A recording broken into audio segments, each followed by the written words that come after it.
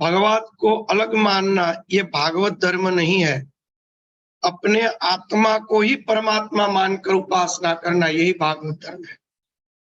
चतुर्श्लोकी भागवत में देख लो, ये जो सब संवाद आ रहे हैं उस संवादों में देख लो, कहीं भी देखोगे या तो फिर भगवान खुद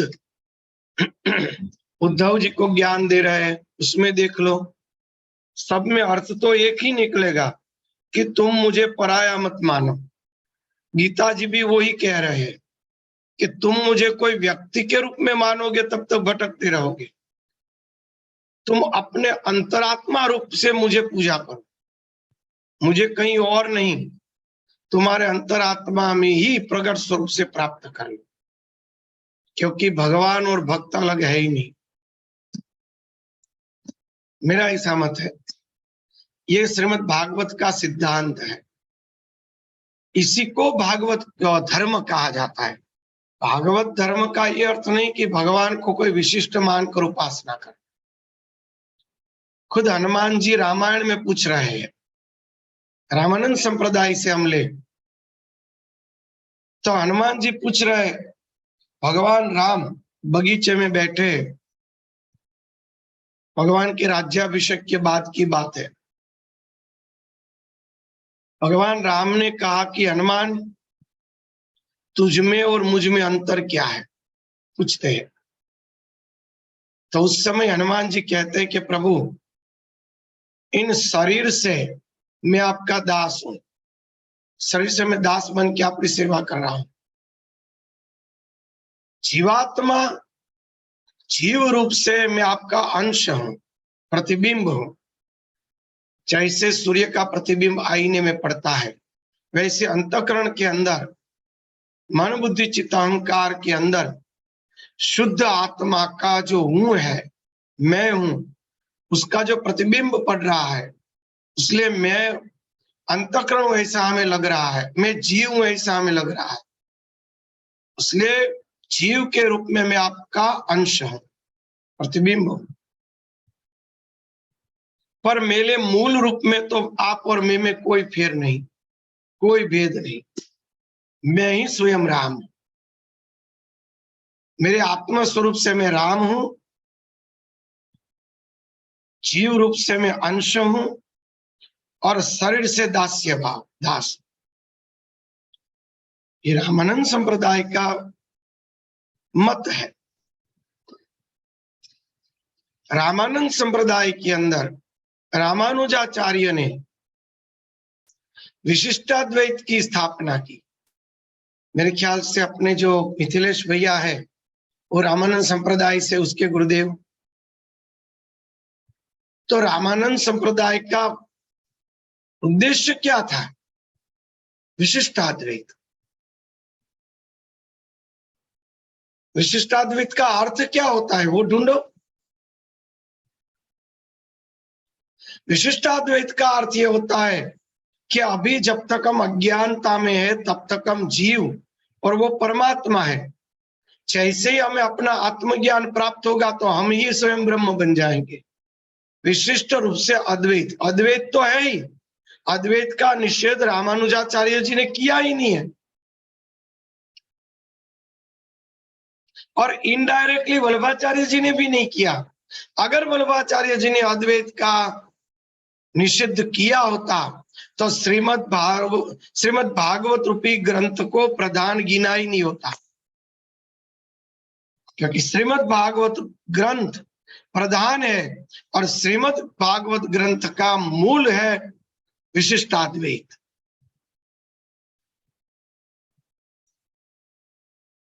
इनडायरेक्टली भगवान वही कह रहे कि तुम्हारा अंतरात्मा स्वयं मैं ही हूं, तुझ में और मुझ में कोई भेद नहीं। हर जगह एक ही बात आएगी, और उस श्लोक का संस्कृत का अर्थ करने बैठोगे तो वही निकलेगा, वो द्विअर्थी भी नहीं है। तोड़ मचोड़ के कोई अर्थ निकाले तो बात अलग है, मगर शुद्ध अर्थ निकालो तो वही है, अद्वैत ही अर्थ निकलता है। हम लोगों ने श्रीमद् भागवत का 11वां स्कंद 1 वर्ष लिया, तो उसमें कौन सा अर्थ निकल रहा था? शुद्ध स्पष्ट रूप से स्पष्ट भगवान ने किया कि अंतःकरण है वो तुम जीवो और तुम्हारा अंतरात्मा कुटस्थ वो में ब्रह्म स्वयं। यही श्रीमद् भागवत का सिद्धांत यानी विशिष्टाद्वैत, और यही रामानुजाचार्य जी ने विशिष्टाद्वैत पर श्री टीका लिखी, श्री भाष्य पढ़िए। श्री भाष्य में रामानुज महाराज क्या कह रहे हैं? आजकल हम लोग क्या करते हैं संकुचित मानस से, मुझे क्षमा करिएगा, मैं मुक्त रूप से अभी बोलूंगा, सबके कल्याण की भावना से। हमारी जितनी मति है ऐसे संकुचित भाव से हम सिद्धांत को स्वीकार कर लेते हैं, क्योंकि ज्यादा सोचने की हमारे पास क्षमता नहीं है। तो हम सिद्धांत अपने मन से खड़े करते हैं। अपने मन से सिद्धांत न खड़े कीजिए। आप जिस भी संप्रदाय में है उसके स्टेज के ऊपर चले जाइए, आपको पता चल जाएगा। आप वल्लभाचार्य जी के संप्रदाय से हैं, शुद्ध अद्वैत संप्रदाय, कोई दिक्कत नहीं। तो वल्लभाचार्य का मूल तो देखिए, अपने आप आपको सही सिद्धांत मिल जाएगा।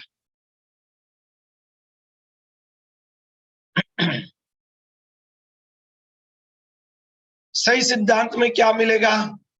वल्लभाचार्य जी ने खुद अपने हस्तलिखित पत्र अभी भी फ्रेमिंग करके श्रीनाथ जी में है, सब पढ़ सकते हैं। उसकी फोटोकॉपी आपको गूगल पे भी मिलती है। वल्लभाचार्य जी के अच्छा अक्षर लिखिए, संस्कृत में लिखा है उन्होंने, इसका भाषांतर नीचे है, देख लो। वल्लभाचार्य जी ने स्पष्ट रूप से कहा है, 4 पत्ते थे, मुझे वर्षों पहले एक विद्वान ने भेजे थे, अभी मेरे पास नहीं है, लगभग 8-10 वर्ष पहले मेरे पास आए थे। स्पष्ट रूप से वल्लभाचार्य जी ने लिखा था कि ये संप्रदाय में आज वेदांत के मूल सिद्धांत समझने में असमर्थ होने के कारण मैं मूल अपनी वैदिक परंपरा से इसको मैं अलग कर रहा हूं, एक विशिष्ट रूप दे रहा हूं। मगर वो हमारे वैदिक संप्रदाय का ही एक भाग है। 400 वर्ष के बाद मूल वैदिक सिद्धांत को समझने वाले का समाज प्रकट होगा। उस समय ये हमारा संप्रदाय पुष्टि मार्ग फिर से वैदिक संप्रदाय के अंदर विलीन कर देना। वल्लभाचार्य जी के शब्द है। उन्होंने इनडायरेक्टली अद्वैत और विशिष्टाद्वैत को स्वीकारा। उन्होंने श्रीमद् भागवत को ही प्रधान गिना, श्रीमद् भागवत ही मुख्य रूप से दे दिया और गीता जी ही मुख्य रूप से दे दिया। पूरे श्रीमद् भागवत का पढ़ लो, क्या अर्थ निकलता है? अद्वैत ही निकलता है। चाहोगे कहां?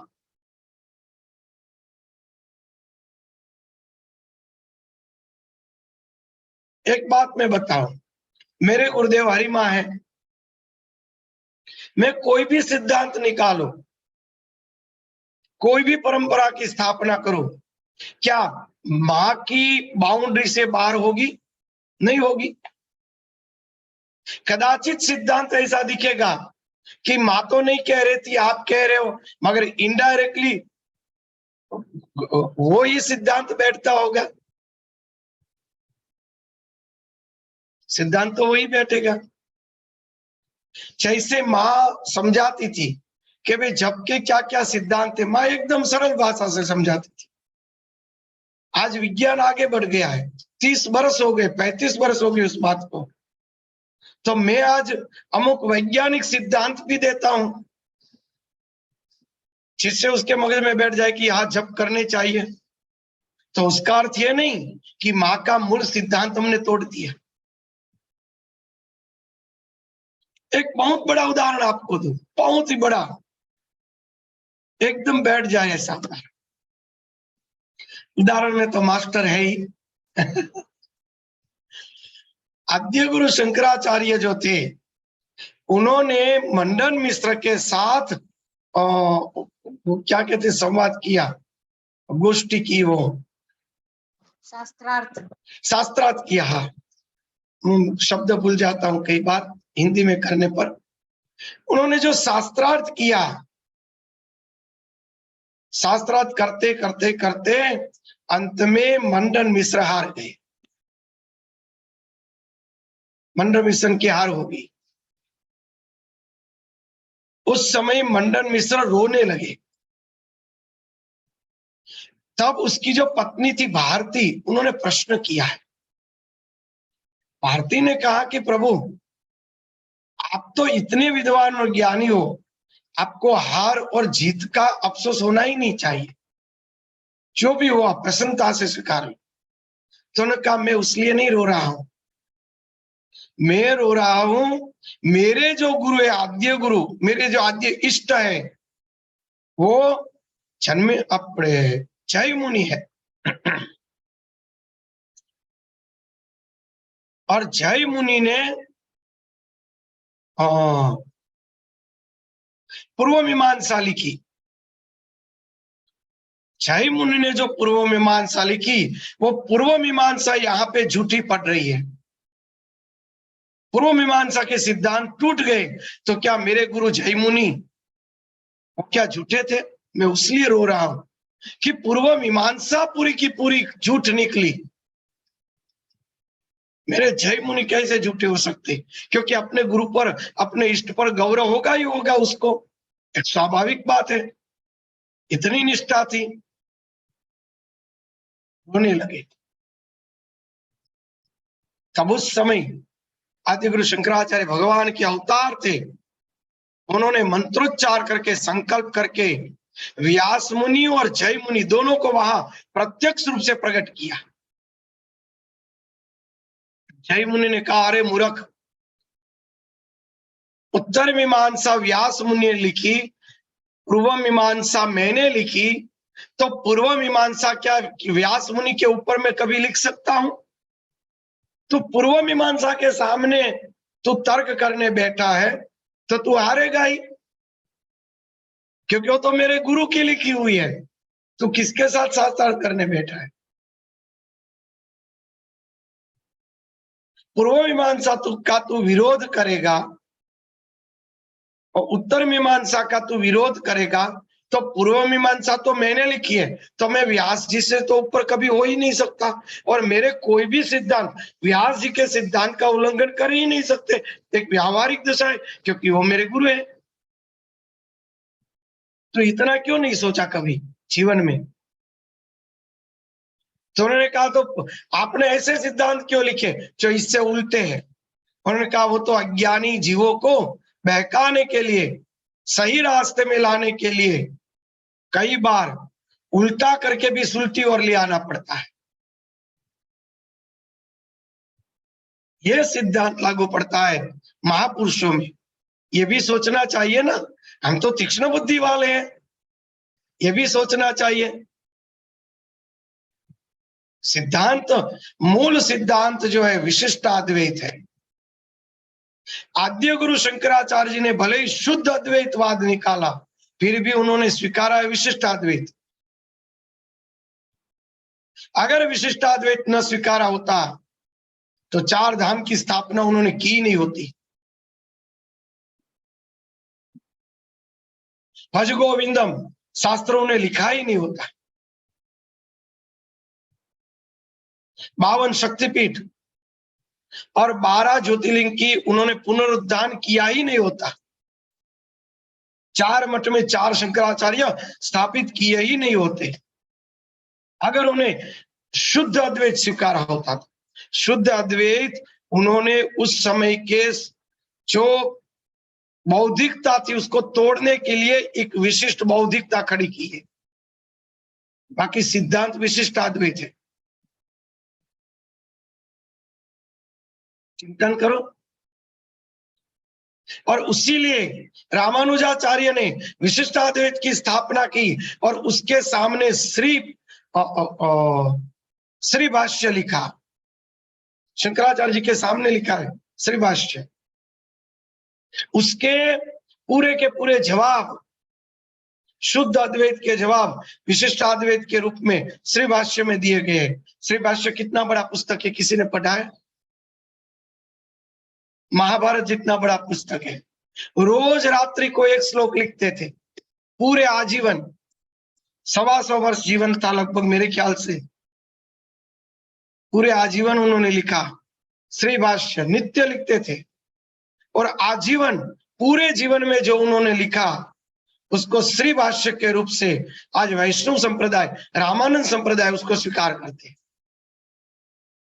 बहुत से वैष्णव संप्रदाय भी स्वीकार करते और रामानुज संप्रदाय भी उसको स्वीकार, दोनों।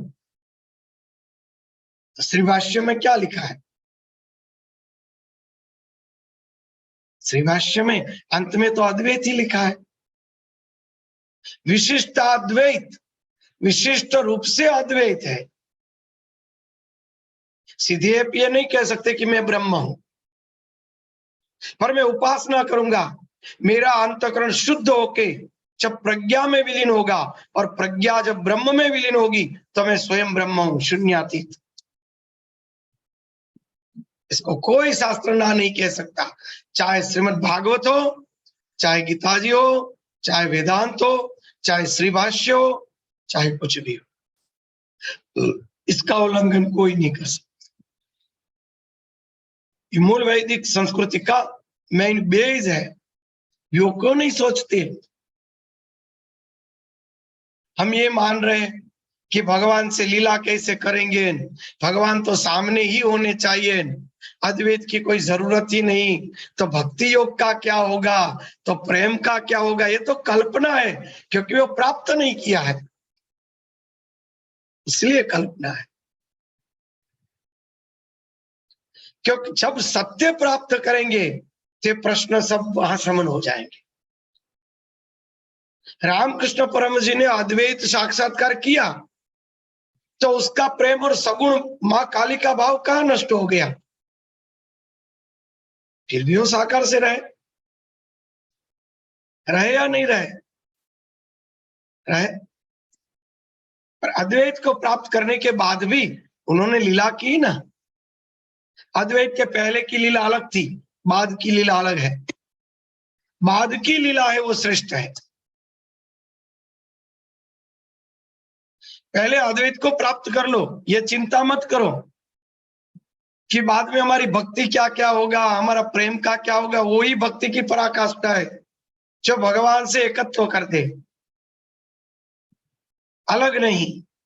वो सर्वश्रेष्ठ भक्ति है। सर्वश्रेष्ठ भक्ति वो है दोनों एक दूसरे से मिल जाए, एकत्व हो जाए। जैसे दूध में शक्कर, उसी तरह भगवान में मिल जाए, वो सर्वश्रेष्ठ भक्ति है। वो सर्वश्रेष्ठ प्रेम है जो एक दूसरे में मिल जाए, दूसरा व्यक्तित्व ही ना रहे, वो ही सर्वश्रेष्ठ प्रेम कहा जाता है। तो वही सर्वश्रेष्ठ भक्ति है। किसी का कोई प्रश्न है तो पूछ सकते हैं।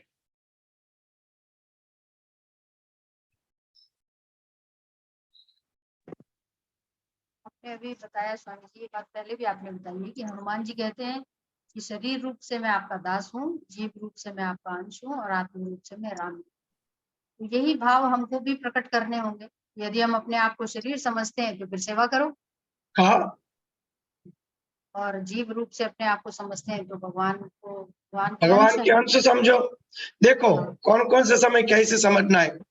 जब आप कार्य कर रहे हो शरीर से तो दास बन के करो, सब भगवान का निष्काम कर्म, सफाई करो, घर के काम करो, बिजनेस करो, किसी की सेवा करो, जो भी कर्म करो, भगवान की पूजा करो, उपासना करो, सब शरीर से कर रहे हो, दास भाव से करो।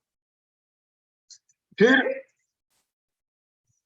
दूसरी बात है जीव भाव कहा आता है, तो जप कर रहे हो, ध्यान कर रहे हो, मेडिटेशन कर रहे हो, तब अपने अस्तित्व की ओर जा रहे हैं। तब ये देखो कि मेरा जो अस्तित्व है वो ब्रह्म का प्रतिबिंब है, आत्मा का प्रतिबिंब है। ये मैं हूं ऐसा जो अनुभव हो रहा है वो भगवान के सिवा और कोई नहीं। मेडिटेशन के समय वो अनुभव कर, वो जीव भगवान के अंश के रूप में। ये जो दिख रहे हैं वो मेरे अंदर की अंतःकरण की वासनाएं पदार्थ रूप में दिख रही है, स्वप्न के रूप में दिख रही है, कल्पना के रूप में दिख रही है, और देखने वाला स्वयं भगवान है। मैं बीच में केवल प्रतिबिंब रूप हूं। मैं अपने अस्तित्व को जो देख रहा हूं वो केवल भ्रांति के सिवा कुछ नहीं। तो जीव भाव हो गया ना, और बाद में अंतःकरण शुद्ध होगा तो ये दृष्टा ही हमें ये पता चल जाएगा, दृश्य प्रपंच शांत हो जाएंगे और साक्षी के रूप में शुद्ध ब्रह्म में हम अपने आप का अनुभव करेंगे।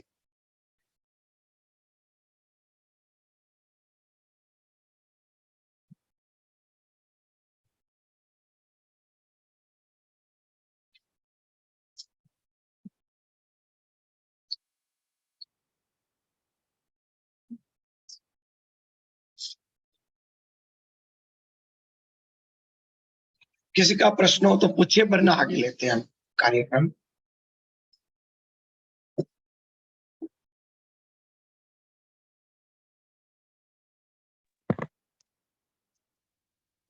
स्वामी जी, हम लोग गुणों से भरे हुए हैं ना, गुणात्मक व्यवहार कर रहे हैं। तो धीरे धीरे जैसे जैसे हम गुणों को नष्ट करते जाएंगे तो धीरे धीरे जब निर्गुण हो जाएंगे तो फिर हम ब्रह्म हो जाएंगे। हाँ, हमारी गुणातीत अवस्था हम ब्रह्म है। अब गुण क्या है, गुणातीत अवस्था क्या है, उसके बारे में थोड़ा देखें। जब तक जगत दिख रहा है द्वैत है तब तक गुण है, भले ही सत्व गुण हो। गुण हमें दो स्वरूप से विभाजित करता है। आईना है तब तक प्रतिबिंब रहेगा, आईना फूट गया तो प्रतिबिंब गया। ये गुण गुण है ना, वही माया है। ऐशाम गुणमयी माया, ये गुण है तीन, वही माया है। वो तीन गुणों के अंदर ही हमारा आत्मा का प्रतिबिंब जीव के रूप में दिख रहा है। वो अगर गुण नष्ट हो गए तो आईना नष्ट हो गया, पूरा प्रतिबिंब ही नष्ट हो गया।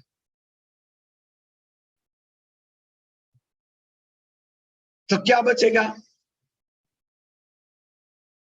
केवल गुणातीत हमारा आत्मस्वरूप।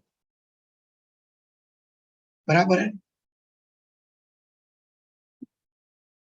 तो ये गुण है, सब गुण नष्ट हो जाएंगे तो फिर कुछ सोचने की बात ही नहीं होगी, क्योंकि वहां न मन है, न बुद्धि है, न अहंकार है, वहां न चित्त है, वहां न प्रकृति है, वहां तो केवल शुद्ध पुरुष है। वहां प्रज्ञा भी नहीं, प्रज्ञा गुण में है। शुद्ध सत्व गुण है, वो प्रज्ञा है जो देखती है कि मैं ब्रह्म हूं, वो शुद्ध सत्व गुण है। वो भी नष्ट हो जाएगा। अनुभूति का विषय है, शून्य से परे, वहां शून्य भी नहीं। मेरे ख्याल से आज के ही सत्संग में है,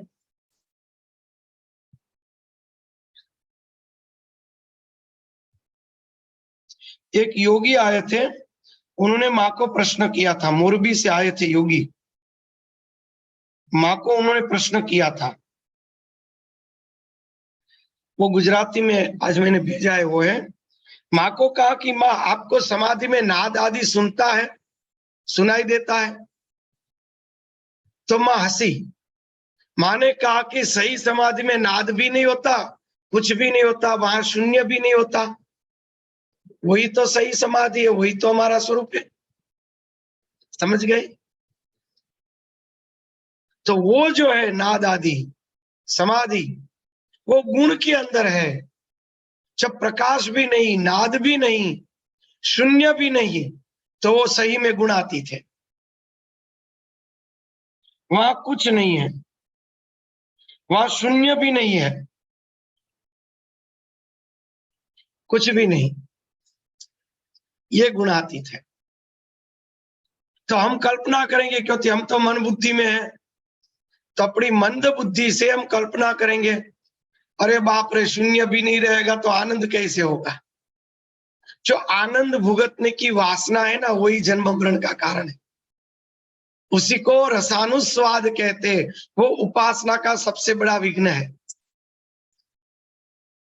उसीलिए तो आनंद के भोग का भी त्याग करना। भगवान महाराज से अदृश्य हो गए, आनंद भोग का भी त्याग, अपने स्वरूप में विलीन। क्योंकि आनंद का भोग करना वो तो माया का गुण है। सही में आप अपने स्वरूप का अनुभव करो, सत्य पता चल जाएगा। क्यों डर रहे हो? वो शुष्क नहीं है, वो शुष्क है ऐसी कल्पना है।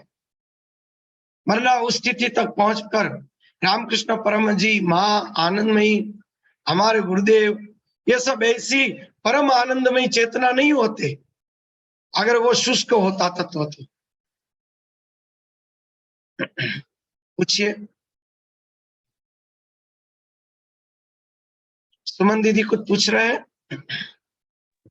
नहीं स्वामी जी, अच्छा लग रहा है, समझ में आया। मतलब वहां कुछ देखने वाला सुनने वाला तो दूसरा होगा ही नहीं ना।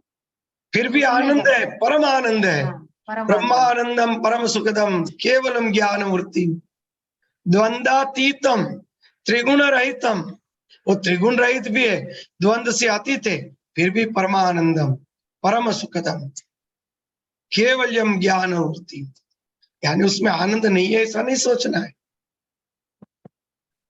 अगर वो धारेगा तो व्यक्ति ईश्वर के रूप में सृष्टि की रचना भी कर सकेगा, उसका भी आनंद ले सकेगा।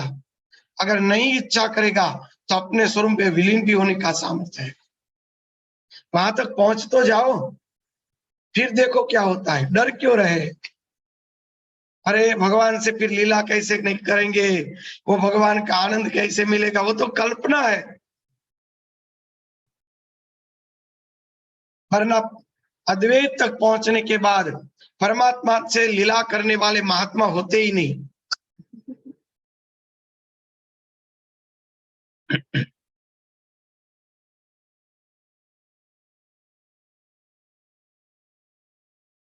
कोई प्रश्न है? वरना आगे लेते हैं प्रसंग। जी स्वामी जी, कल एक थोड़ा हाईलाइट किया था, वो शेयर करूं क्या? क्या हाईलाइट्स किया था? कल हम भागवत पढ़ रहे थे तो इसी में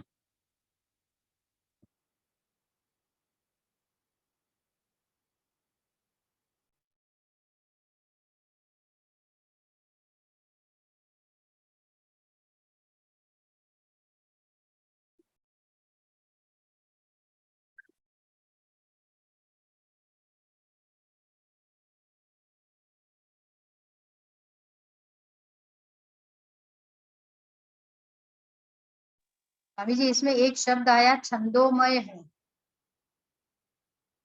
इसको थोड़ा सा स्पष्ट कर दें। वाह,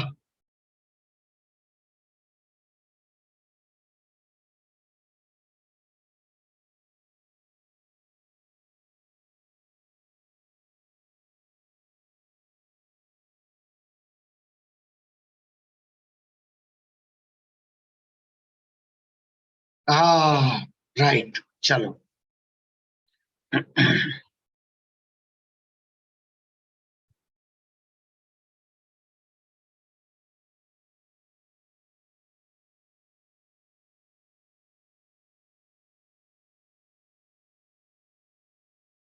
कितना सुंदर भागवत में दिया है। ये वल्लभाचार्य जी ने भागवत पढ़ने को कहा है। आप इतने में समझ जाओ कि वल्लभाचार्य जी का इनडायरेक्टली क्या निशान है। इतने में समझ आता ही है, बराबर है ना। जी स्वामी जी। पुरुष की अनुमति से काल के द्वारा गुणों में क्षोभ होने पर माया मन प्रधान लिंग शरीर का निर्माण करती है। कितना बड़ा विज्ञान! ये विज्ञान समझ सकने में विदेश के कोई बुद्धिजीवी समर्थ नहीं है।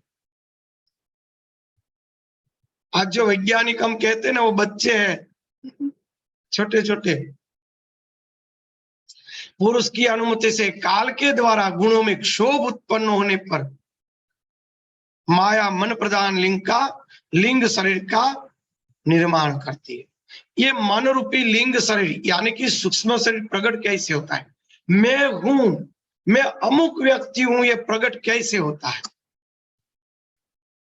मैं शरीर हूं, मैं स्त्री हूं, मैं पुरुष हूं, मैं अमुक जाति का हूं, मेरा नाम है, ये सब लिंग शरीर है। मैं अमुक व्यक्ति हूं, ऐसा व्यक्तित्व प्रकट कैसे होता है? उसको लिंग शरीर कहते हैं। पुरुष की अनुमति से, पुरुष यानी ब्रह्म, देखो शुद्ध आत्म तत्व का स्वीकार कोई भी मूल शास्त्र करेगा, वही हमारा आत्म स्वरूप है। इसलिए पुरुष शब्द रखा गया। जो हमारे अंदर साक्षी है वह पुरुष है। पुरुष की अनुमति से काल के द्वारा गुणों में क्षोभ होने पर माया लिंग शरीर का निर्माण करती है। काल कौन है? काल है ईश्वर। काल ईश्वर है और माया उसकी सहधर्मिणी है। काल और माया दोनों एक दूसरे के पास है, एक सिक्के के दो पास है। काल को भगवान महाकाल शिव गिना गया, माया को मां भगवती पार्वती गिना गया। शिव पार्वती यानी काल और माया, एक सिक्के के दो बाजू। माया है तो काल है और काल है तो माया है। काल नहीं तो माया नहीं और माया नहीं तो काल नहीं।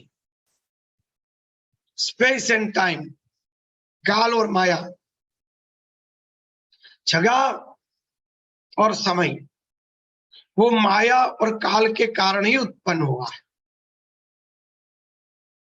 तो पुरुष की अनुमति से काल के द्वारा गुणों में क्षोभ होने पर यानी कि माया के गुणों में एक क्षोभ उत्पन्न हुआ काल के कारण, और उसके कारण मनोप्रधान लिंग शरीर का निर्माण हुआ। यानी कि उस ब्रह्म के और माया के मिश्रित होने पर, उस पुरुष और त्रिगुणी माया का मिलने पर वो साक्षी ने दृष्टा का रूप धारण किया। मैं अमुक व्यक्ति हूं और जगत देख रहा हूं, ये उसको भान सभानता प्रकट हुई। उसको कहते दृष्टा। लिंग शरीर यानी कि सूक्ष्म शरीर, वो दृष्टा है। यह लिंग शरीर बलवान, कर्ममयी, अनेक नाम रूप से आसक्त यानी कि छंदमयी है।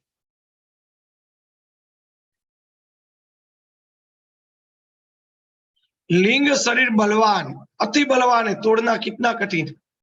अनेक जन्म की उपासनाओं के बाद तोड़ सकते हैं। कर्ममयी, वह हर समय कर्म कराता है। गाढ़ निद्रा में भी स्वप्न रूपी कर्म कराता रहता है। एवं अनेक नाम रूप से आसक्त। व्यक्ति अपने आप को विद्यार्थी बनाएगा, मित्र बनाएगा, विवाह के बाद अपने आप को पति या पत्नी बनाएगा, फिर वासना करेगा मेरे बच्चे हो जाए तो मैं बाप या मां बन जाऊं, मैं बिजनेस हो जाए तो मैं बड़ा सेठ हो जाऊं। अपने आप को अनेक नाम रूपों से आसक्त करता है। छंदमय है। यही अविद्या के द्वारा कल्पित मन, 10 इंद्रिया और 5 तन मात्रा, इन 16 विकार रूप आरों से युक्त संसार चक्र है। अब छंद क्या है, ये आरे क्या है, ये चक्र क्या है? छंद का अर्थ होता है बंधारण, कोई भी एक बंधारण। आरे यानी उसको पकड़ के रखने वाले, उसके एक पार्ट्स पकड़ के रखने वाले। जो पहिया है वो छंद है, और उस पहिए को धरी के साथ जोड़ के रखने के लिए आपको आरे चाहिए। साइकिल का पहिया होता है, बीच में धरी होती है, तो उसके साथ आरे होते हैं ना, लोहे के सरिये के आरे बनाते, ताकि पहिया और धरी एक दूसरे से जुड़े हुए रहे। यही अविद्या के द्वारा कल्पित मन, 10 इंद्रिया और 5 तन मात्रा, ये 16 विकर आरों से युक्त संसार चक्र से जुड़े हैं। तो ये जो लिंग शरीर है, यानी कि काल्पनिक जो हमारा सूक्ष्म शरीर है, हमने जो सूक्ष्म शरीर की उपाधि धारण कर ली है अज्ञानता की, वो और संसार, उन दोनों को जोड़ने के लिए मन, 10 इंद्रिया और 5 तन मात्रा, ये 16 उसके आरे लगाए गए, ताकि धरी रूपी हमारा सूक्ष्म शरीर और ये जो धरी रूपी हमारा सूक्ष्म शरीर और ये पहिए के बाउंड्री रूपी ये संसार, ये दोनों एक दूसरे से जुड़े हुए। वो किससे जुड़े हुए हैं? ये मन और इंद्रियों के द्वारा, तन्मात्राओं के द्वारा। अगर मन चला जाए, इंद्रिया चली जाए, तन्मात्रा चली जाए, व्यक्ति बेहोश में पड़ा है, तो उसका ये अर्थ नहीं कि वो आत्मज्ञानी है।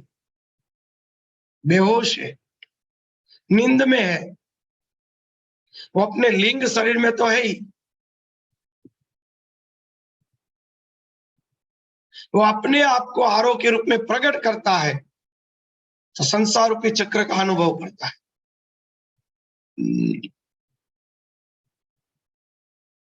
छंद यानी आच्छादित, अपने आप को आच्छादित करना।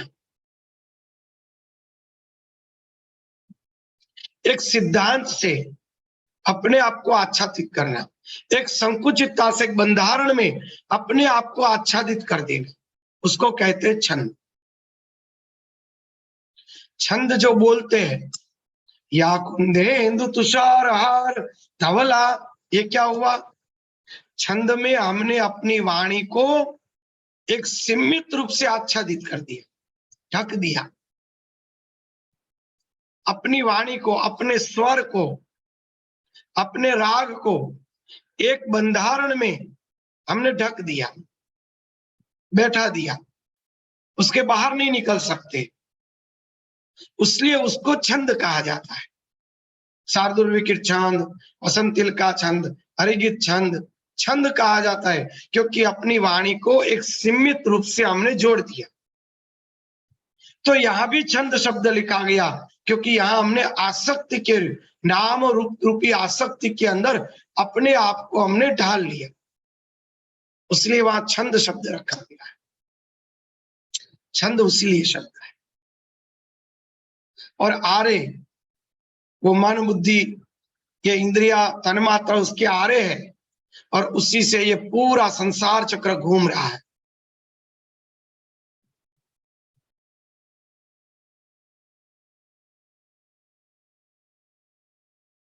वाह, देख लो, यहां पर पढ़ो क्या कह रहे? आपसे भिन्न रहकर ऐसा कौन पुरुष है जो इस मन रूप संसार चक्र को पार कर जाए? अपने आत्मस्वरूप की प्राप्ति नहीं होगी तब तक आप अपने इस संसार चक्र से कभी छूट ही नहीं सकते। उसका बहुत बड़ा उदाहरण है नामदेव जी महाराज। नामदेव जी महाराज अपने आप को भगवान का भक्त गिनते थे। अंत में विठलनाथ जी ने भेजा, और संत ज्ञानेश्वर के चाचा विठोबाजी से उन्होंने दीक्षा ली, अद्वैत की, और उन्होंने भगवान का अद्वैत साक्षात्कार किया। मैं ही विठलनाथ हूं, भगवान दूसरे है ही नहीं, ये उन्होंने खुद अनुभव किया। फिर भी भगवान से लीला करते ही थे।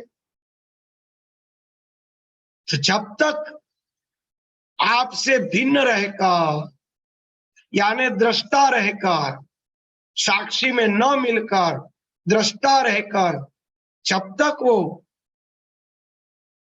रहेगा तब तक वो संसार चक्र से मुक्त नहीं हो सकेगा। सर्वशक्तिमान प्रभु माया इस 16 आरों के संसार चक्र में डालकर ईख के समान मुझे पैर रही है।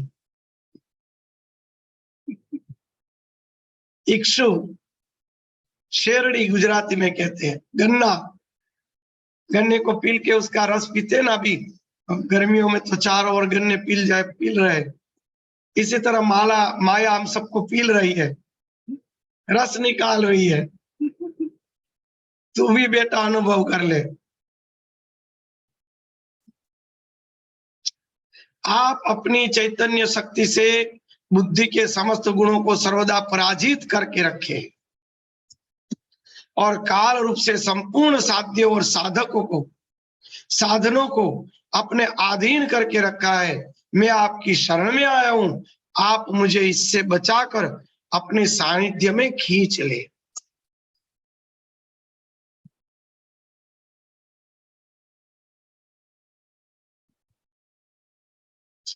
चलो, आपका प्रश्न का जवाब मिल गया। जी स्वामी जी, बहुत सुंदर व्याख्या हुई। छंद यानी अपने आप को सीमित आवृत कर लेना। सीमित रूप में अपने आप को बना लेंगे तो उसको छंद कहा जाता है। एक बंधारण में अपने आप को ढाल लिया, वो बंधारण अब नहीं छोड़ सकते। अगर वो बंधारण छोड़ दिया तो साधुर छंद है, वो छंद नहीं रहेगा। उसी तरह हमने अपने आप को एक व्यक्तित्व मान लिया, वो व्यक्तित्व हम नहीं छोड़ सकते। अगर वो व्यक्तित्व छोड़ दिया तो मैं जितात्मानंद नहीं रहूंगा, पुरुष नहीं रहूंगा, मैं जितनी साल है या सन्यासी, वो कुछ नहीं रहेगा। उसको कहते हैं छंद। छंद की ये व्याख्या है। आपको ये होगा ये आसक्ति और छंद दोनों क्यों यहाँ रखे? हमें भी नहीं आता है, तो भगवान हमें जो अंदर से सुझा रहे, बता रहे, वो हम बोल रहे। कदाच हम गलत भी हो सकते हैं, हमें जो लगा वो कह रहे हम तो। जी, कोई भी नाम या रूप जो हो उसी में आसक्त होकर के अपने आप को बांध लिया। अपने आप को बांध लेना, अपने आप व्यापक को, है लेकिन हाँ, अपने आप को किसी एक सिद्धांत में, किसी एक ढांचे में ढाल देना कि इनसे ज्यादा मैं हूं ही नहीं, उसको कहते हैं छंद। बाउंड्री के अंदर आ जाना, वो छंद है।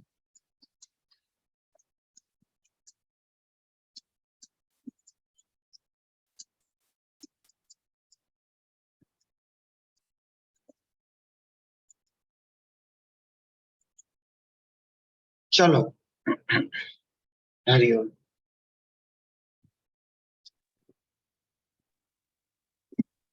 3 बज गए।